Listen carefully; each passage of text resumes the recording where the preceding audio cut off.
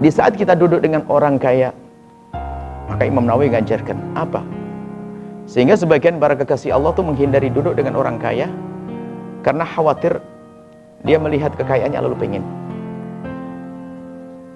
Bahkan masuk rumahnya dia nggak mau. Tapi doanya lancar dia. Mendoakan lancar, mendoakan ya Allah semoga orang kaya tetanggaku menjadi orang kaya ahli surga. Semoga orang selalu doa sampai melihat rumahnya, kemudian jangan sampai ya Allah dia umat kekasih Nabi Muhammad. Jangan sampai hidupnya di dunia dengan kenikmatan tapi di akhirat masuk neraka. Nangis dia. Tapi disuruh masuk ke rumahnya, ntar dulu. Jangan-jangan saya mengharap pengen ganti mobil, pengen dibangunkan rumah. Oh ini bahaya banget. Nah, kemudian kalau kita duduk dengan orang yang kaya, maka hendaknya kita merindukan dia selamat. Selamat, itu paling penting. Sebab itu tanda mahabbah. La yu'minu ahadukum hatta yuhibba li akhihi ma yuhibbu li nafsihi. Tidak sempurna iman kita kecuali kita mencintai seseorang seperti kita mencintai untuk diri sendiri. Pernah enggak dengar ada orang ngomong begini, sudahlah yang penting banyak, nggak ikhlas nggak apa-apa. Paling kurang ajarnya Ustaz. Loh, nah kalau nggak ikhlas nggak dapat pahala kan? Berarti kita nggak menginginkan kebaikan di dia. Ini Ustaz egois. Sudahlah yang menyumbang kok cuma sedikit, banyak, yang penting banyak, nggak ikhlas nggak apa-apa. Waduh, ini kurang ajar, hati-hati kalau ada Ustaz ngomong ini Ustaz kurang ajar. Ustaz nggak ngerti dakwah dia, nggak ngerti. Kita tuh ngajak dia sedekah biar dia selamat masuk surga. Kok yang penting banyak, nggak ikhlas nggak apa-apa.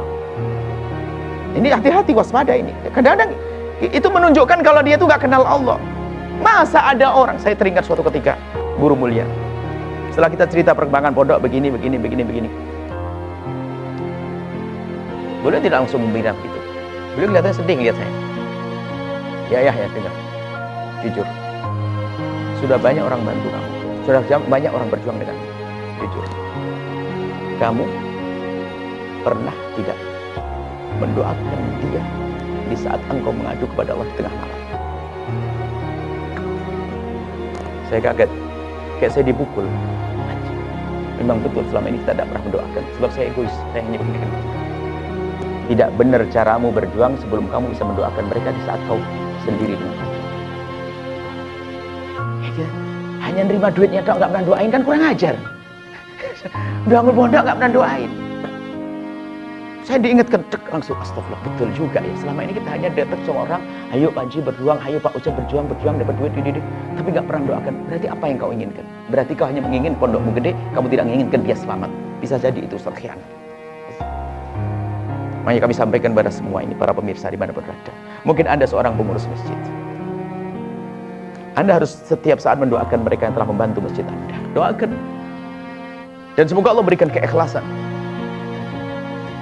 Sehingga, lihat, kalau kita sadar bahwasanya kita ingin mengajak dia itu agar dia selamat, maka di saat kita mengajak pun dengan cara yang paling indah.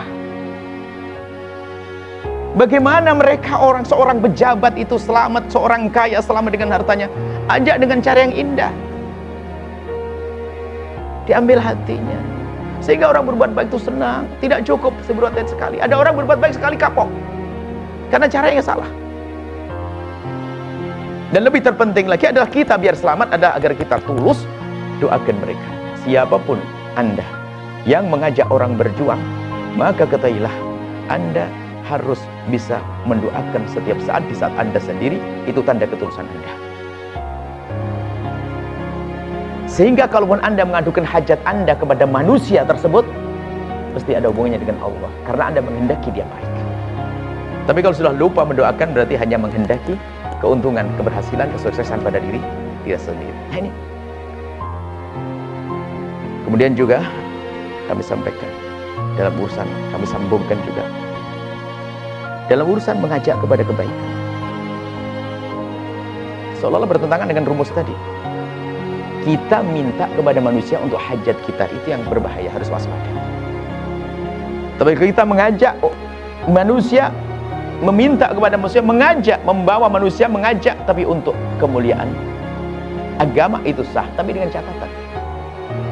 Bukan semuanya ngajak untuk masjid itu selamat kayak tadi. Kalau orang gede-gedean masjid bisa saja sombong ya, gede-gedean majelis sombong. Jadi kalau kita mengajak, itu kalau kita kembali kepada hikmah Ibn Attal As-Sakandari sebelumnya, kita tuh harus waspada. Bukankah kemarin disebutkan takbir, ungkapan kebaikan yang diucapkan oleh seorang itu hendaknya ungkapan yang diterima, yang orang yang benar, ungkapannya adalah benar, dari hati yang benar, dengan cara yang benar.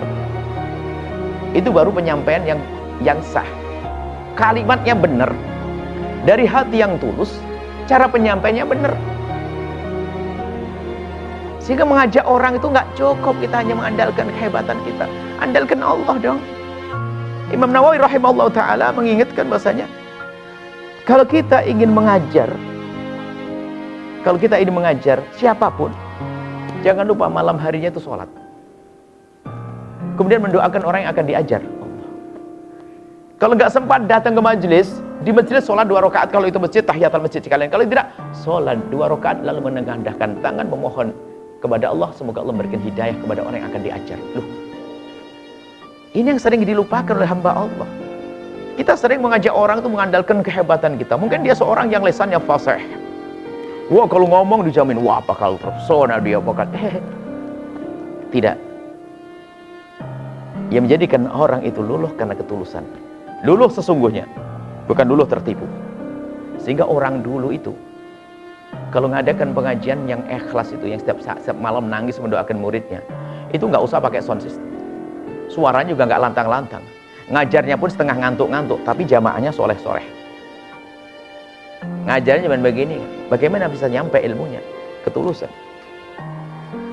Sehingga kalau kita ingin mengajak seseorang, kita belajar semuanya. Bukan berarti yang ngomong itu sudah ngomong. Enggak, kita belajar makanya.